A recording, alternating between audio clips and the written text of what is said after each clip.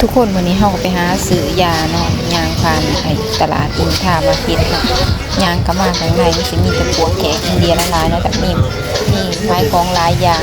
พวกของฝากพวกขนมกระตุกมีหลายเนาะวันนี้เฮาไปหาหล่อซื้อยางเนาะฟังทางไอ้อินทามันอ่านขยะตื่นเนี่ยนะคะยางผ่านก็เลยเอาบรรยากาศมาให้เบิ่งอันนี้ก็คนก็บ่ค่อยมีปานใดเนาะแต่ส่งเงียบๆเป็นมิตร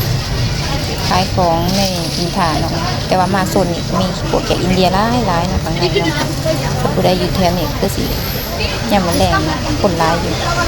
นี่สิเป็นช่วงเที่ยงๆเช้าๆเนาะผักเที่ยงยางไปหาซื้อยาเขาเจ้าก็สิขายของหลายแบบพวกรถบังคับพวกเครื่องบินพวกโลกนี่เนาะกล่องโทรศัพท์นี่รถนาฬิกาสินค้ารวมหลายแบบหลายสไตล์เนาะบังคับลูกค้าก็จะยืนบนนี้พวกของกระเป๋ามาส่วนนี้คือส่งมีคนกันร้ายเนี่ยน้องทางอันนี้สัญญาณไปทางน้ำจะทะลุทางป่ายรถเมล์พาเนาะก็จะขึ้นสะพานไปเลยเที่ยวเขตอินเดียแต่ว่ามันเป็นโซนตลาดเขตอินเดียใช่ไหมนะของฝากเสื้อผ้าหนาแพร่น่าจะหลายสไตล์รวมกันนะนี่เขาก็ไก่สีหอดนะข้างหน้าก็เป็นทางออกมันนี่ก็ส่งแดดจะได้พี่น้องแต่ว่าโรสิติดวันนอกข้างนอกเตรียมดูกันว่าโรสิติดนี่เขาก็มาหอดจีถอทางออกจีถอเป้าเดินต่อทางนี้ออกมาเลยก็สิประมาณนี้นะแดดที่ได้พี่น้องทางตรงข้ามมีหาดขายยาค่ะเขาจะเป็นสิผ่านทาง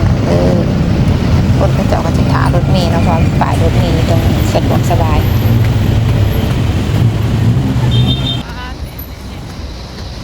ทุกคนตอนนี้เขาก็ขึ้นมาถึงสะพานแล้วแดดฮ้อนเนาะอยู่ตึงเนาะแต่กับใครเนี่ยมีลมเนาะสภาพเขาตอนนี้ยางขึ้นมาพี่น้องหนาเหลี่ยมปิงๆอยู่อันนี้จะเป็นบรรยากาศถึงสะพานรถสิติดไปฟังปกติรถสิติดเนาะแต่เมื่อนี้รถไม่ค่อยติดปานใดอยู่ฝั่งทางถนนสวัสดิ์กันอันนี้จะเป็นทางประตูน้ำนะถึงสะพานก็จะก็มีท้ายคล้องนั่นเลยพี่น้องท้ายพวกกิบบพวก